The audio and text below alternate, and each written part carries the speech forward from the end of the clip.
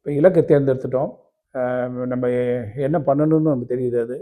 3வது வந்து நான் சொல்ல விரும்புறது வந்து வள்ளுவர்கிட்டருந்து நான் எடுத்து என்ன சொல்ல விரும்புகிறேன்னா, ஒழுக்கம். அந்த டிசிப்ளின். அதை வள்ளுவர் என்ன சொல்லுவார்னா, நல்லொழுக்கம் தீய ஒழுக்கம்பார். ஆனால் எது நல்லொழுக்கம் எது தீய ஒழுக்கம்னு வள்ளுவரை கேட்டோம்னா, அவர் ஒன்றும் லிஸ்ட் அங்கே கொடுக்க கிடையாது. ஆனால் அந்த முழு திருக்குறளை படித்தோம்னா, எதெல்லாம் செய்யணும்னு சொல்கிறாரோ அதெல்லாம் நல்லொழுக்கம், எதெல்லாம் செய்யக்கூடாதுன்னு சொல்கிறாரோ அதெல்லாம் தீய ஒழுக்கம். இந்த முட்டை நம்ம வச்சுக்கிட்டோம்னா போதும். அவர் சொல்கிறாரு, நன்றிக்கு வித்தாகும் நல்லொழுக்கம் தீய ஒழுக்கம் என்றும் இடுமை தரும். அன்னைக்கு இடுமை தரும், நாளைக்கு இடுமை தரும், நாளை மறுநாளும் இடுமை தரும்.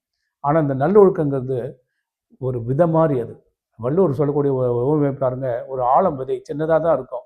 அது இன்னைக்கு வந்து அது விதைன்னு சொல்கிறதால என்னத்த, நான் நல்லொழுக்கத்தை பின்பற்றேன் அதனால் எனக்கு நாளைக்கே ஏதாவது கிடைக்குமானே கிடைக்காது. விதை போட்டு முளைச்சி வந்து மரமாகி அது பெருசாகி கனி தரத்துக்கு நாள் ஆகும்.